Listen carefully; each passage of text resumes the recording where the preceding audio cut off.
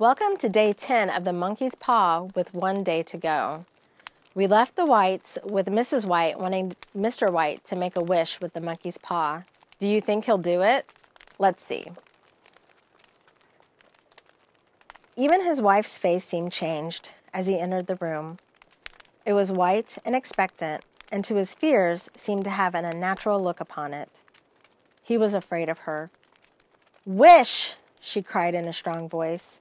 "It is foolish and wicked," he faltered. "Wish!" repeated his wife. He raised his hand. "I wish my son alive again." The talisman fell to the floor, and he regarded it fearfully. Then he sank, trembling, into a chair as the old woman, with burning eyes, walked to the window and raised the blind. He sat until he was chilled with the cold, glancing occasionally at the figure of the old woman peering through the window.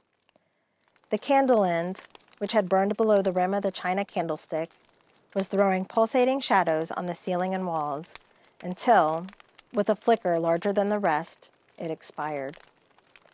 The old man, with an unspeakable sense of relief at the failure of the talisman, crept back to his bed, and a minute or two afterward, the old woman came silently and apathetically beside him.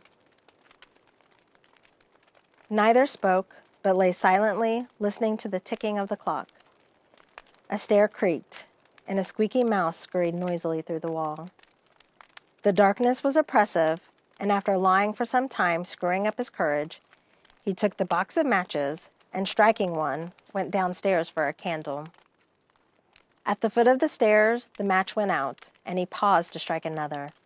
And at the same moment, a knock, so quiet and stealthy as to be scarcely audible, sounded on the front door.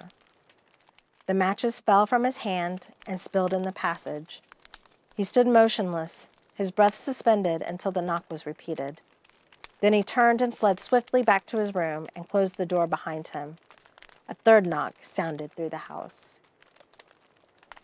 And that's where we'll end it today. Tune in for our last segment tomorrow on Instagram.